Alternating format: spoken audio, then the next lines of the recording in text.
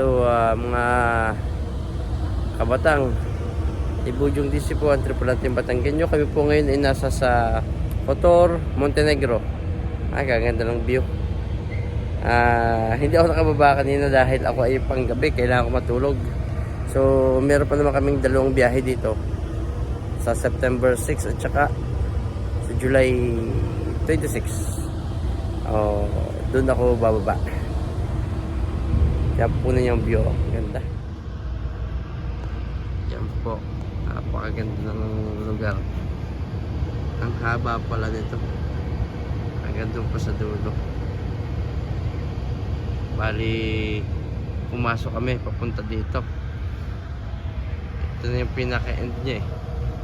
Yan. Yung pinaka-dulo nito. Yung pinaka-sokdulan. Kumbaga. Sabi ng mga kasama naming mga taga Montenegro, talagang napakaganda nga doon sa lugar na to. Bundok siya, parang napaikutan siya ng bundok. Punta tayo sa kabilang side. Ito yung barko namin, no?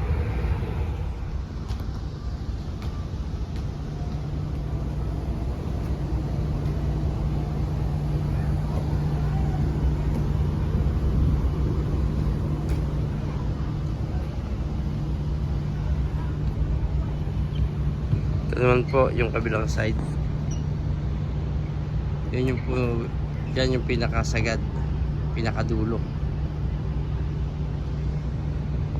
Tapos medyo maganda ng araw ito, napakaliwanag pa.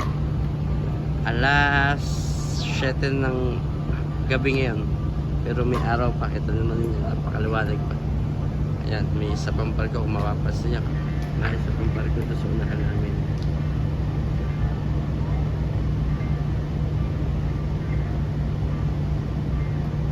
Cruise ship din po yan.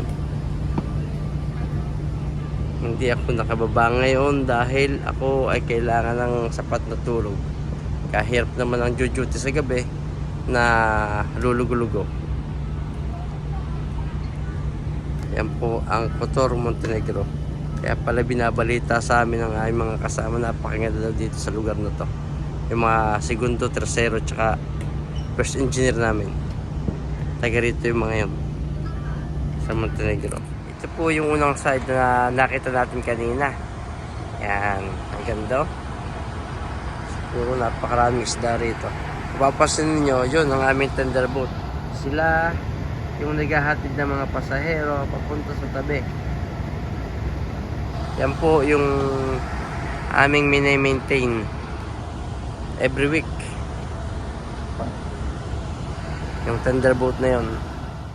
Dito naman ako sa unahan ng aming barko, kung saan kitang-kita yung aming dinaanan kanina papunta dito sa Kotor at kung saan kami dadaan pabalik sa Mediterranean hanggang doon. Yan po, yan yung kabilang side naman, pero dito sa parte dito sa unahan.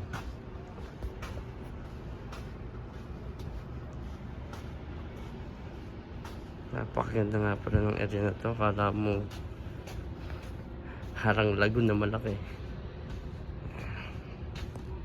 Si Ibujong DC po ang tripulanteng Batanggenyo.